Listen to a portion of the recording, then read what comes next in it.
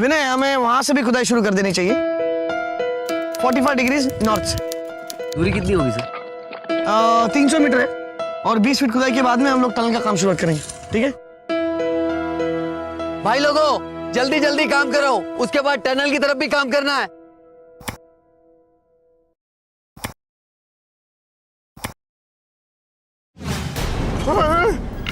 अरे ये इसमें में क्या है? अरे बाप रे बाप।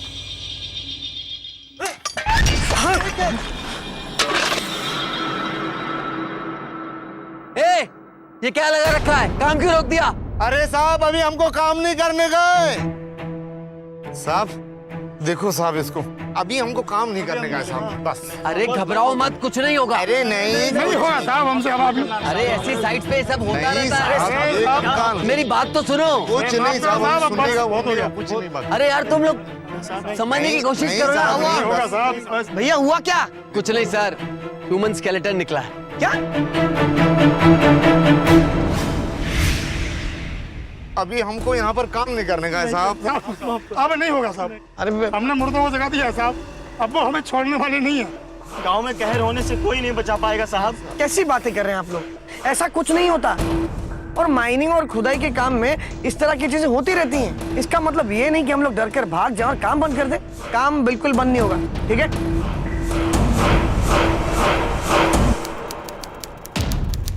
नमस्कार, मैं पूजा गौर सावधान इंडिया में आप सबका स्वागत करती हूँ। झारखंड राज्य के खेड़िया गांव में लोहे की खान मिली थी। सरकार ने खुदाई शुरू ही करवाई थी, लेकिन जमीन में मिले कंकाल देखकर मजदूरों में दहशत फैल गई। हर जगह हर जमीन का अपना अतीत होता है, पर मजदूर इसे अपशगुन मान रहे थे। लेकिन कुछ लोगों के विरोध के बावजूद यहाँ सरकारी इंजीनियर संजय के कहने पर काम जारी रहा। पर क्या यहाँ कच्चा लोहा निकालने का काम इतना आसान था? खासकर तब जब शुरुआत ही दहशत के साथ हुई थी। आज हमारे गांव के लिए बहुत ही शुभ दिन है। हम लोग यहाँ आज आयरन माइन के उद्घाटन के लिए जमा हुए हैं। जैसे इस गांव में आयरन माइन खुल जाएगा, आप लोगों को रोजगार के लिए बाहर जाने की जरूरत नहीं पड़ेगी। और जैसे जैसे लोहे का उत्पादन बढ़ता जाएगा, हमारा गांव दिन ब दिन उन्नति करता रहेगा। अब मैं सरपंच जी से चाहूंगा कि आपके सामने 2 लाइनें कहें। सरपंच, हम इस गांव का सरपंच होने के नाते सभी गांव वालों की तरफ से आपको और सरकार को धन्यवाद करते हैं और भगवान से प्रार्थना करते हैं कि हमारा गांव दिन दूनी रात चौगनी तरक्की करे।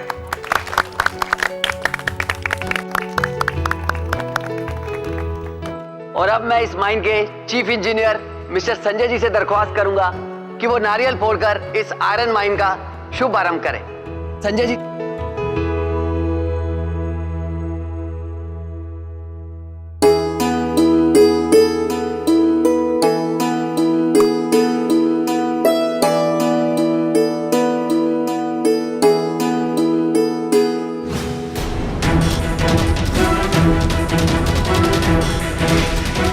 उद्घाटन का नारियल सड़ा हुआ निकला, देखना बहुत बुरा होगा। सोनू की मम्मी, मुझे भी लग रहा है कुछ बुरा होने वाला है।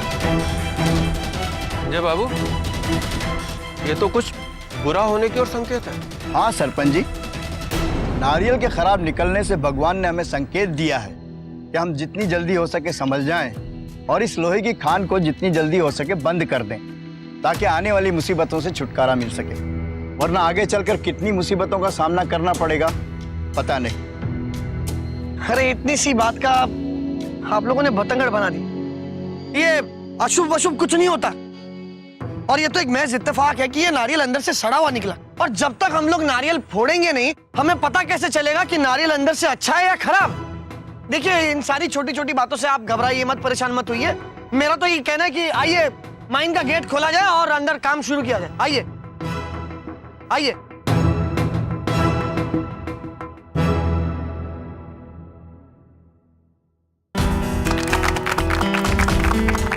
पहले हुए हादसों के बावजूद माइन के चीफ इंजीनियर संजय की कोशिशों के कारण माइन का उद्घाटन तो हो गया था, पर वहां कुछ ऐसा होने वाला था जिसकी किसी ने कल्पना भी नहीं की थी।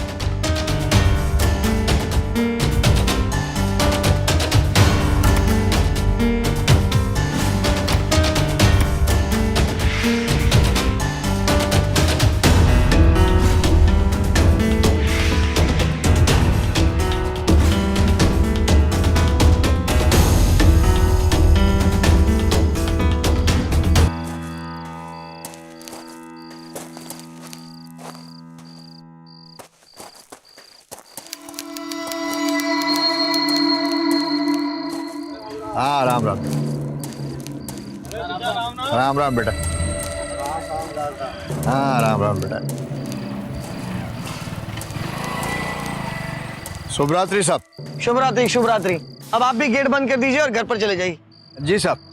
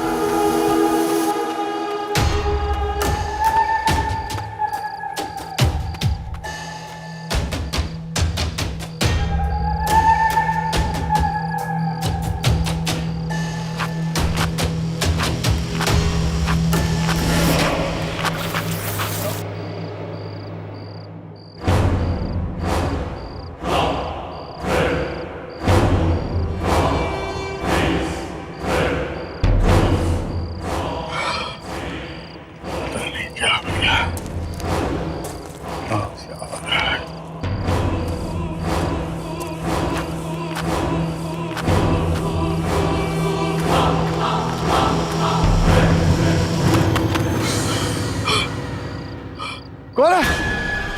कौन है यहाँ पे? सामने आओ। यहाँ तो कोई नहीं है।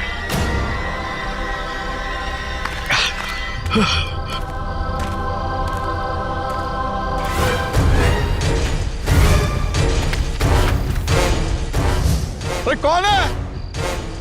कौन है? कोई दिखाई क्यों नहीं दे रहा? कौन है? अरे ये बत्ती क्यों जल रही है? अंदर कोई रह तो नहीं गया?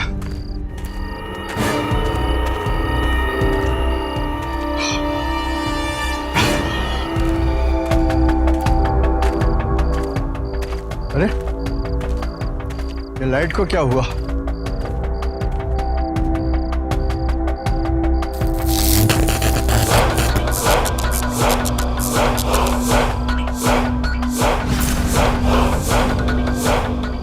अरे कोई है क्या अंदर?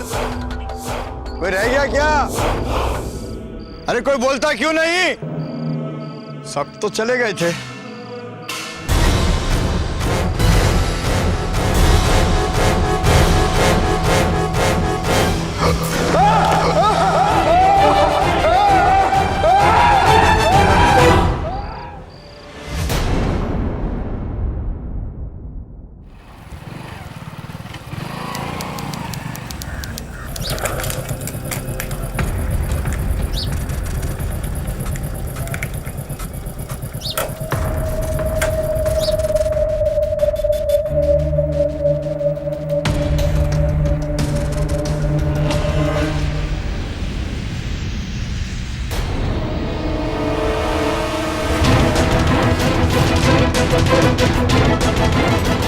नहीं साहब, इनका कोई भी नहीं था। शादी ब्याह भी नहीं किए। इनका जो भी रिश्ता था गांव वालों से ही था। किसी से कोई दुश्मनी थी क्या? नहीं साहब, ऐसा कोई नहीं था। साहब, कत्ल का कोई ठोस सबूत नहीं है। मुझे ऐसा लगता है कि इन्हें जमीन में ऐसे ही जिंदा गाड़ दिया था, जिससे इनकी दम घुटने से मौत हो गई। गोपी, सवाल ये उठता है कि कोई इनका इतनी बेरहमी से कत्ल करेगा ही क्यों? खैर, आगे की जांच के लिए इस लाश को पोस्टमार्टम के लिए भेज। Okay sir. और हाँ इंजीनियर साहब, पुलिस की कार्रवाई के लिए ये माइन आज के लिए बंद रखना होगा। बुझ रहे हैं? इस सब बात के पीछे कोई और ही बात लग रही है इंस्पेक्टर साहब। जब से इस माइन का उद्घाटन हुआ तब से रोज कोई ना कोई गड़बड़ हो रही है। पहले नारियल खराब निकला और उसके बाद जमीन की खुदाई हुई तो उसके अंदर से मरे हुए आदमियों की हड्डी, और अब ये माइन के चौकीदार की इतनी दर्दनाक मौत। ये सब इस बात की ओर इशारा कर रहे हैं कि जरूर माइन के अंदर कोई बुरी ताकत है। हम तो पहले ही बोले थे, अगर इस जमीन पर माइन बनी और खुदाई का काम शुरू हुआ तो खान में काम करने वाले मजदूरों पर और गांव वालों पर कहर टूटेगा। संजय बाबू, मेरी सलाह मानिए तो माइन में काम बंद करवा दीजिए। माइन में काम बंद होने के बाद ही ऐसे हादसों पर रोक लगेगी।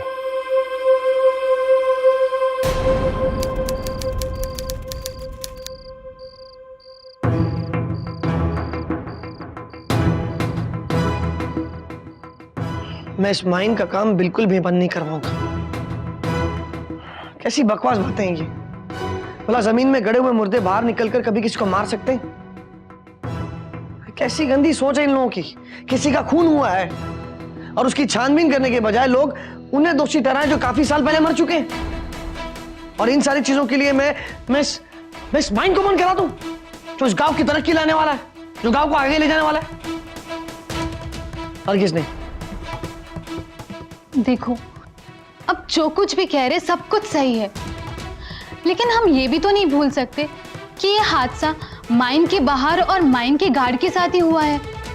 मुझे नहीं पता इन सब के पीछे कौन है। मुझे तो सिर्फ और सिर्फ आपकी फिक्र हो रही है। देखो दीपा, तुम बेकार में चिंता कर रही हो। ऐसा भी तो हो सकता है ना कि उस चौकीदार की किसी के साथ आपसी दुश्मनी रही हो, जिस वजह से उसने उसे। खैर, तुम बिल्कुल फिक्र मत करो। एक बार सच सामने आ जाएगा तो लोगों के मन में जो माइन का डर है वो भी निकल जाएगा।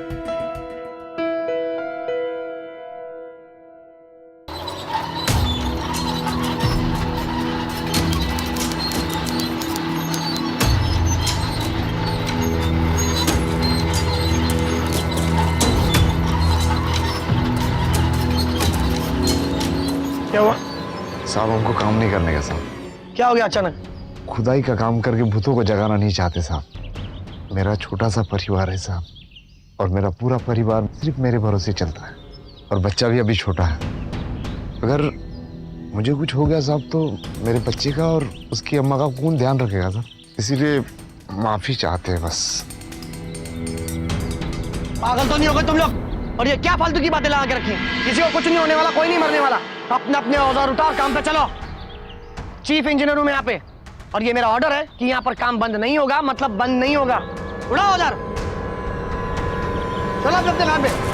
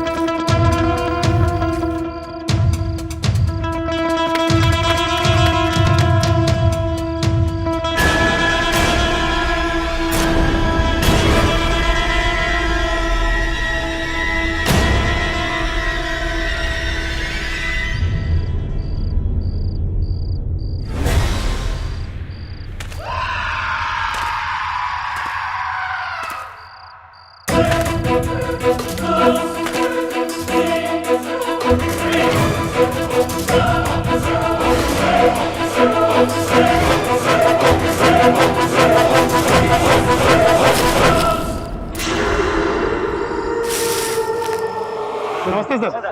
नमस्ते नमस्ते। अरे आज लल्लन नहीं आया तुम्हारे साथ? पता नहीं साहब, कल रात से तो हम ही नहीं देखे। अच्छा, शायद कोई काम होगा इसलिए शायद देर से आएगा। ठीक है, तुम लोग अपना काम करो, जैसे ही वो आता है मेरे पास भेज देना उसे। ठीक है सर। ठीक। तो भाई लल्लन को देखा है क्या? यार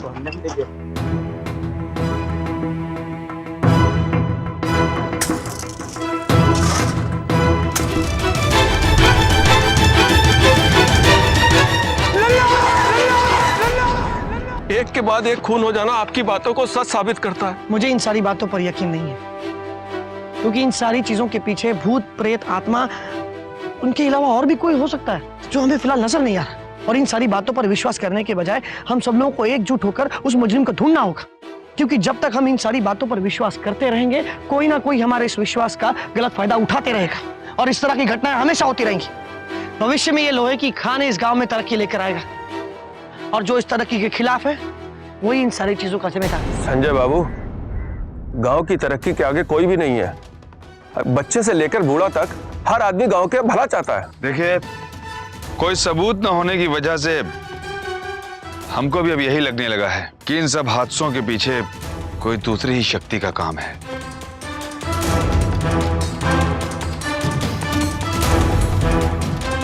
संजय बाबू, गांव वालों की भलाई के लिए और यहां पर और कोई हादसा ना हो और इस गांव वालों को और कोई नुकसान ना हो, इसलिए इस माइन को बंद करना होगा। हम इसमें परमानेंटली ताला लगा देंगे। देखिए इंस्पेक्टर साहब, आप जो कुछ भी कर रहे हैं वो सही नहीं कर रहे हैं। आप ये माइन बंद करके गांव वाले और मजदूरों का डर आप और मजबूत कर रहे हैं और बढ़ा रहे हैं। आप खामे खां भावुक हो रहे हैं संजय बाबू। देखिए, हादसे तो इसी गांव के लोगों के साथ हो रहे हैं ना, तो कोई ना कोई तो बात होगी, इसलिए इस माइन का बंद कर देना बहुत ही जरूरी है। समझ गए? मैं आपकी बात समझ रहा हूँ इंस्पेक्टर साहब। मुझे पूरा यकीन है कि इन सारी चीजों के पीछे जो कोई भी है उसका यही मकसद है कि वो ये माइन बंद करा दे और हम माइन बंद करके वही कर रहे हैं, उसे और मजबूत कर रहे हैं। हमें ऐसा नहीं करना चाहिए सर। तो आप क्या चाहते हैं? 2-4 लोगों के मरने का इंतजार और करें? संजय बाबू, हम जानते हैं कि आप गांव का भला चाहते हैं, लेकिन इस समय माइन के बंद हो जाने में ही गांव और गांव वालों की भलाई है। ठीक है, बंद कर दीजिए इस माइन को, लगा दीजिए ताले तरक्की के रास्तों पर, लेकिन इन सारी चीजों के पीछे जो कोई भी है उसे मैं ढूंढ के रहूंगा। सरकारी इंजीनियर संजय एक रैशनलिस्ट था, यानी ना तो वो अंधविश्वासी था और ना ही भूत प्रेत जैसी बातों पर यकीन करता था। लेकिन यहाँ जो कुछ भी हो रहा था वो यकीनन नॉर्मल तो नहीं था, कुछ तो था, कोई तो था इन हादसों के पीछे। बहरहाल लोहे की खान शुरू होने के कुछ ही दिनों में बंद हो गई, फाटक पर ताला लग गया, पर संजय आसानी से हार मानने वाला नहीं था, क्योंकि ये उसकी ड्यूटी और अपने यकीन का इम्तिहान था। माइन के बारे में इतना इमोशनल होने के बजाय कुछ अपने बारे में भी सोचो ना। आप अकेले चाहकर भी यहाँ पर ज्यादा बदलाव नहीं ला पाओगे। मैं इमोशनल नहीं हो रहा हूँ दीपा, बल्कि मुझे तो गांव वालों पर दया आ रही है जो जानबूझकर अपने आप से अंधेरे की तरफ भाग रहे हैं। अपने इस डर और अंधविश्वास की वजह से वो लोग ऐसे लोगों को मजबूत कर रहे हैं, ऐसे लोगों की हिम्मत बढ़ा रहे हैं जो भूत और प्रेत के आड़ में सुकून कर रहे हैं। तो आपको क्या लगता है इन सब के पीछे कौन होगा? मुझे तो उस दद्दू पर शक है। ये कहानियां भी उसी की बनाई हुई है, होना हो उसका इस केस में कुछ तो चक्कर जरूर है। लेकिन मेरी एक बात समझ में नहीं आती दीपा की माइन के बंद होने से किसी को क्या फायदा हो सकता है?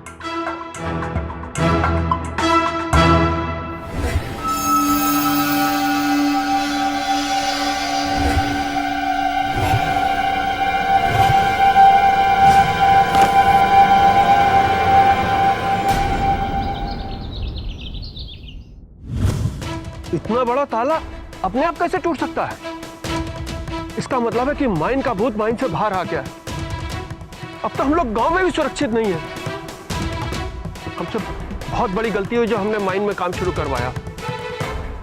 हे भगवान, हम गांव वालों की रक्षा करना, कृपा करना हम पर।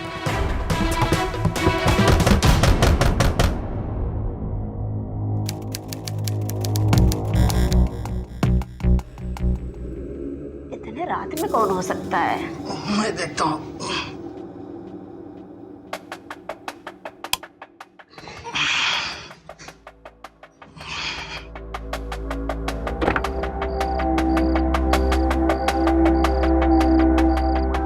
कौन है?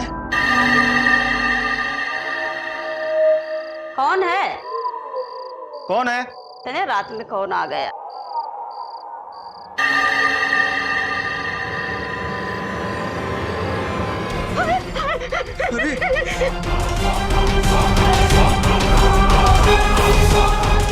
पहले तो जोर जोर से दरवाजा ठकठकाने की आवाज आई, फिर हम दरवाजा खोले तो दूर दूर तक कोई दिखाई नहीं दिया और बाहर मानव कंकाल के टुकड़े पड़े थे। कल रात हमारे घर पे भी अचानक पथराव होने लगा। लेकिन समझ में नहीं आ रहा था कौन कर रहा था। ये सब वो माइन में दफन हुए मुर्दों का ही काम है जो अब माइन से बाहर आ गए हैं। इस मुसीबत से छुटकारा पाने का कोई तो उपाय होगा सरपंच जी। इस मुसीबत से छुटकारा पाने का सिर्फ एक ही तरीका है, अगर हम सब लोग मिलकर एकजुट होकर ये ढूंढने की कोशिश करें कि इन सारे हादसों के पीछे कौन है, जो भूत प्रेत आत्मा नहीं बल्कि एक इंसान है। मुझे पूरा यकीन है कि अगर हम सब मिलकर उसे ढूंढें तो उसे हम जल्द से जल्द ढूंढ लेंगे। ये सब कहकर तुम मुर्दों के अस्तित्व को ललकार रहे हो, ये तुम ठीक नहीं कर रहे हो। ठीक तो आप नहीं कर रहे दादू जी, आप उम्र में बड़े हैं, गांव के लोग आपकी इज्जत करते हैं, आपका सत्कार करते हैं, आपका सम्मान करते हैं, आपकी सारी बातों पर विश्वास करते हैं, और आप गांव के लोगों को मनगढ़ंत कहानियां सुनाकर उन्हें डराते हैं। हम उम्र में बड़े हैं, इसलिए हमारा फर्ज बनता है कि हम हमारे बच्चों को आने वाली मुसीबतों से बचाएं। और हम तुमको भी एक सलाह देना चाहते हैं कि तुम मुर्दों के अस्तित्व को नकार कर ठीक नहीं कर रहे हो। भलाई तो इसी में है कि तुम अपने परिवार को लेकर शहर चले जाओ, वरना कल कोई मुसीबत आई तो हमको दोष देने मत आना।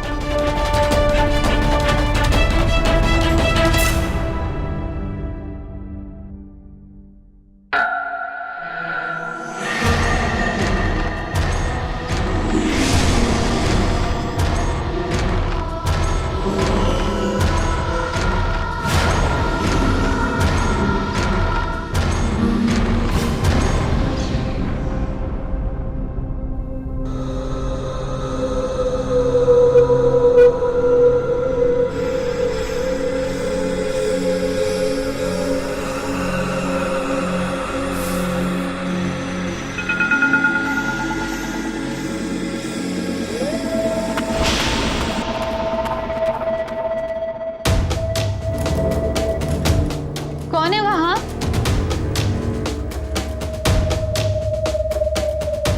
कौन है वहां?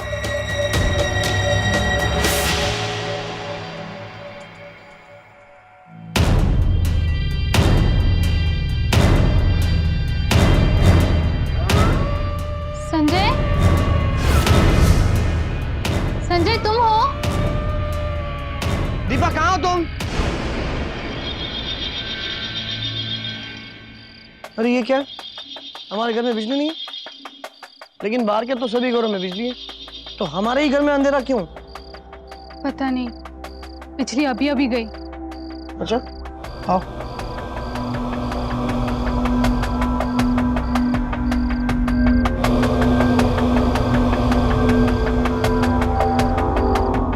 अरे ये क्या, मेन स्विच तो बंद है, लेकिन इसे कौन बंद कर सकता है?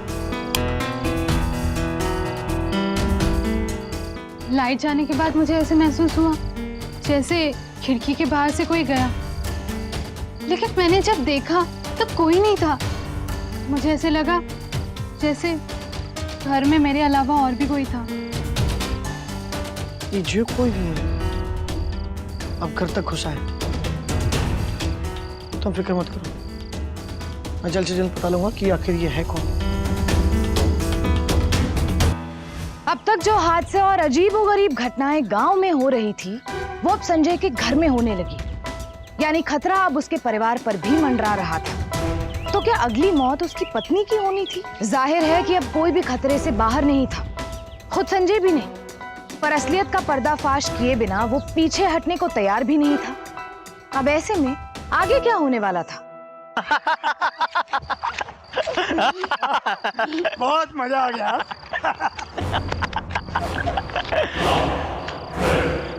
ये चलते चलते कहाँ गए भैया? ये तो भूतिया माइन वाला रास्ता है।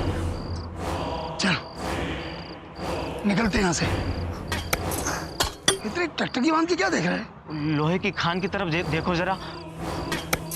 माइन में तो काम बंद करा दिया गया था, पर ये लाइट कैसी चल रही है?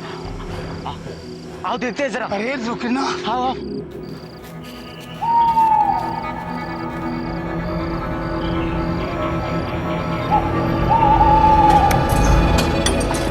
तुम्हें अंदर से आवाजें सुनाई दे रही है भैया? हाँ बिल्लू, हाँ चलो निकलते हैं यहाँ से। हाँ बिल्लू, हाँ।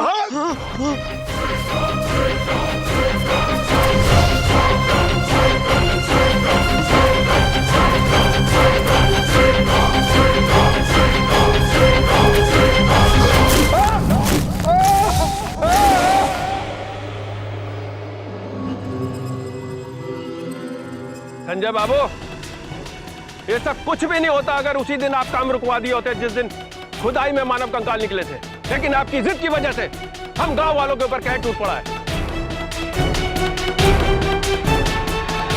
गांव में एक के बाद एक हो रही मौतें रहस्य बन चुकी थी। गांव वालों की नजर में ये मुर्दों को छेड़ने का अंजाम था। उनका ये मानना था कि ये कहर मरे हुए लोगों की आत्मा के कारण बरसा है, जिसका जिम्मेदार वो सिर्फ संजय को मान रहे थे। तो क्या संजय की जिद की कीमत गांव वालों को चुकानी पड़ रही थी? लेकिन वो तो सिर्फ अपनी ड्यूटी कर रहा था। तो क्या गांव वालों का मानना सही था या संजय की बात सही थी? इन तीनों घटनाओं के पीछे किसी का हाथ जरूर था, पर खान की खुदाई रुकवाकर किसे फायदा हो सकता था? उसकी सोच अपनी जगह थी, लेकिन सच तो ये था कि डर और खतरे ने इस पूरे गांव को बुरी तरह जकड़ रखा था। अब कल रात सोनू और उसके परिवार के साथ में जो घटित हुआ है, उसे देखते हुए हम ये फैसला लिए हैं कि हम अपने परिवार समेत पूरा गांव आज रात तक खाली कर देंगे। अब बगल के गांव रामबाग में जाकर रहेंगे, जो अभी वो गांव खाली पड़ा है, और वहां जाके हम फैसला लेंगे कि हमें आगे क्या करना है। आप लोग हमारी बात से सहमत है ना? हाँ, सहमत है।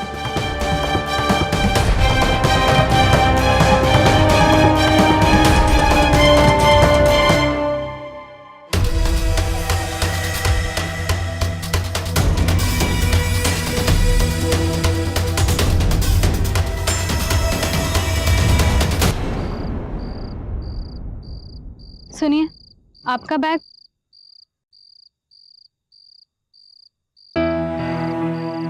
सुनिए, आपसे जितना हो सका आपने किया। एक हद के बाद आप भी क्या कर सकते हो? आप उन्हीं की मदद कर सकते हो ना, जो अपनी खुद की मदद करना चाहते हैं। आप इस लड़ाई में अकेले हो। मेरी बात समझने की कोशिश कीजिए। अकेले ही सही थी, लेकिन डर के खिलाफ ये लड़ाई में लड़कर रहूंगा। जिन्हें ये गांव छोड़कर जाना है वो चले जाए, लेकिन मैं जब तक माइन में काम फिर से नहीं शुरू करा देता, जब तक असली मुजरिम को नहीं पकड़वा देता, मैं यहाँ से हरगिज़ नहीं जाऊंगा। मुझे समझ नहीं आ रहा, आपको क्यों समझ में नहीं आता? मेरी बात को समझने की कोशिश करो दीपा, मुझे कुछ नहीं होगा। फिलहाल मेरा साथ कोई नहीं दे रहा, लेकिन मुझे तुम्हारे साथ की सख्त जरूरत है। इसलिए मैं चाहता हूँ कि तुम यहाँ से शहर चली जाओ, ताकि मुझे तसल्ली हो कि तुम वहां पर सेफ हो और यहाँ पर मैं ये लड़ाई बेफिक्र होकर लड़ सकूं। और आपकी सेफ्टी उसका क्या? पूरे गांव में आप अकेले रहोगे? मुझे कुछ नहीं होगा दीपा, कुछ नहीं होगा, फिक्र मत करो। गांव खाली हो रहा था। संजय अपनी जान का जोखिम तो ले सकता था, लेकिन अपने परिवार को खतरे में रखना उसे सही नहीं लगा। इसीलिए उनकी सुरक्षा के मद्देनजर उसने अपनी पत्नी दीपा को गांव से बाहर शहर भेज दिया। अब उसे डर का सामना अकेले करना था, अपनी हिम्मत और विश्वास के दम पर, क्योंकि खतरा अब किसी भी वक्त सामने आ सकता था।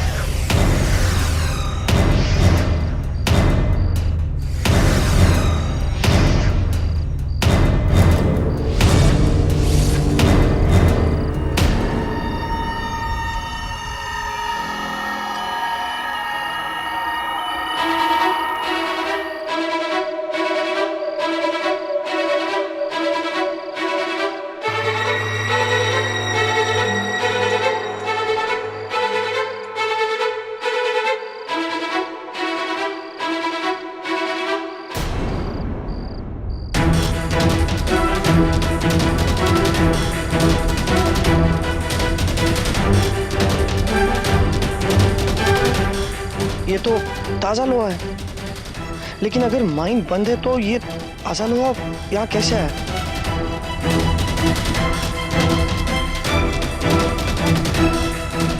एक मिनट, कहाँ जा रहे हो? साहब से मिलना है।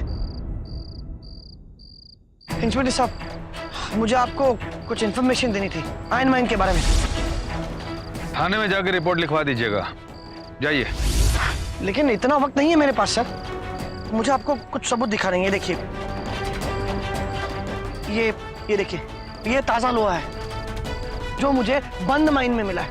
अगर आप इसे गौर से देखेंगे तो साफ साफ पता चलता है कि इसे हाल ही में 1-2 दिन में ही खुदान से निकाला गया है, और ये तभी हो सकता है जब माइन में काम हो रहा हो, और हमें माइन में काम बंद करके तकरीबन 3 हफ्ते हो चुके हैं। तो सोचने वाली बात यह है कि ये लोहा इतना ताजा कैसे? संजय बाबू, माना कि आप जो कह रहे हैं उस बात में दम है और उसकी छानबीन भी होनी चाहिए, लेकिन आपको बुझा रहा है कि बंद किए गए माइन के अंदर चोरी छुपे घुसना कानूनन जुर्म है। मैं जानता हूं इंस्पेक्टर साहब, I am very very sorry, लेकिन मुझे ये सब कुछ करना पड़ा ताकि मैं सच्चाई आपके सामने ला सकूं।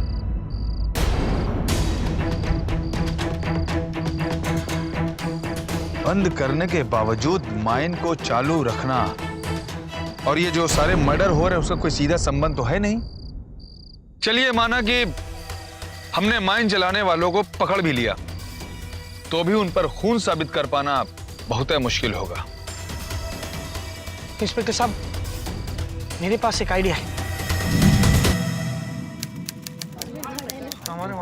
अरे आप लोग शांत हो जाइए, शांत हो जाइए। एक इंस्पेक्टर साहब, आपके कहनुसार हम सारे गांव वालों को यहाँ वापस ले आए हैं, लेकिन आप ऐसा कौन सा उपाय निकाले हैं जिससे कि अब गांव में हादसे नहीं होंगे?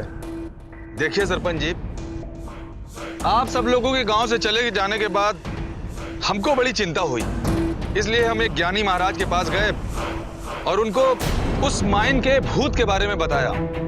तो उन्होंने हमसे कहा कि अगर गांव के सारे लोग इकट्ठा होकर महायज्ञ करें तो इस गांव से और उस माइन से भूत प्रेत का साया हमेशा के लिए खत्म हो जाएगा। ये तो बहुत अच्छी बात है। अरे हम और पूरा गांव आपके साथ में है, क्या भाइयों? हाँ, हम आपके साथ में हैं, हम आपके साथ हैं। तो ठीक है, यज्ञ करवा देते हैं।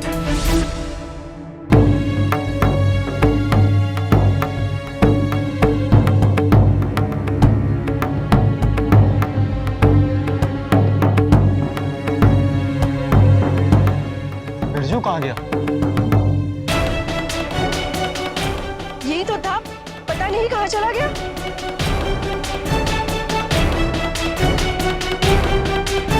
आप लोगों पे भरोसा करके हम गांव तो लौट आए, लेकिन जो हमारे पहले लड़के के साथ हुआ आज वही हमारे दूसरे लड़के के साथ हो रहा है। सब लोगों के सामने हमारा बच्चा गायब हो गया और आप पुलिस खड़े खड़े देखते रह गए। चुप रहो, कुछ नहीं होगा तुम्हारे बच्चे को, हम पर भरोसा रखो। चलो।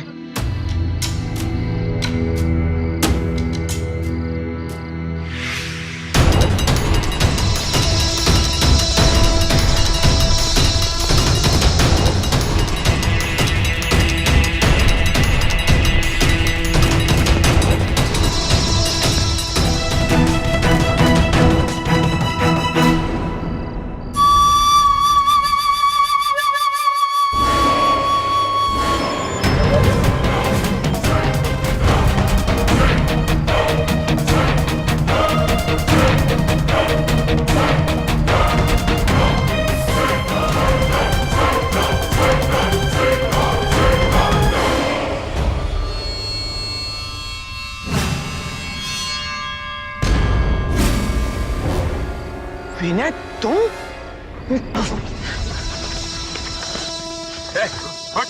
माइन के जिस भूत से तुम सब लोग डरा करते थे वो ये विनय है। इसने आप सब लोगों को डराने की कोशिश की, इसने सारे खून किए। ये सारे खून तूने क्यों किए बोल? बता क्यों किया? पैसों के लिए, अपने शहर से दूर, अपने घर से दूर, इस गांव में रहकर, इस माइन में काम कर कर मुझे बस इतनी ही सैलरी मिलती थी जिससे ना तो मेरा परिवार संतुष्ट था और ना ही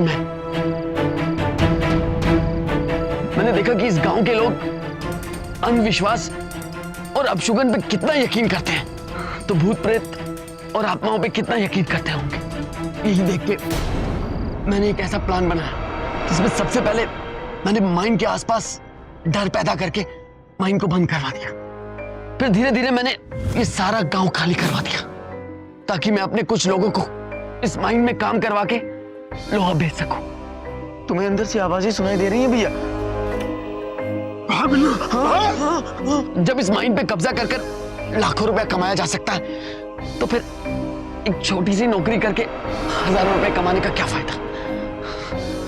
बस यही प्लान था मेरा। एक बात बता, इतना सब कुछ तूने अकेले कैसे कर लिया रे? हैं? नहीं, अकेले नहीं, मुझे इस काम के लिए एक ऐसे इंसान की जरूरत थी जो इसी गांव का हो। मेरे इस काम को अंजाम देने के लिए मेरा साथ दिया सरपंच।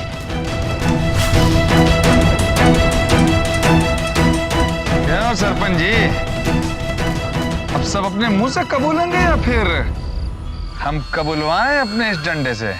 पैसा बनाने का अच्छा मौका दिया विनय जी ने तो मुंह से ना नहीं निकला इस काम को करने के लिए।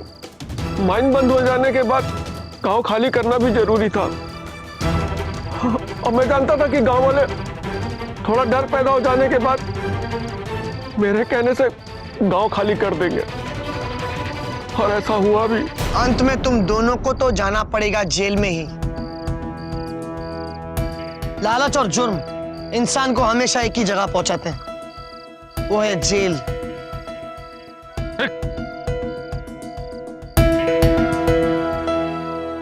Thank you Sanjay Babu.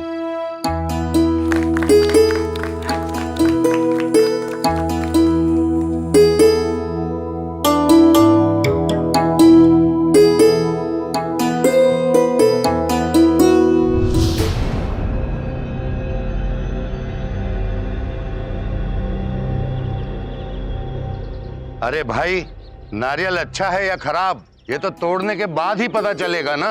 Engineer साहब, अब कुछ बुरा नहीं होगा। चलिए गेट खोलिए और काम शुरू करवाइए।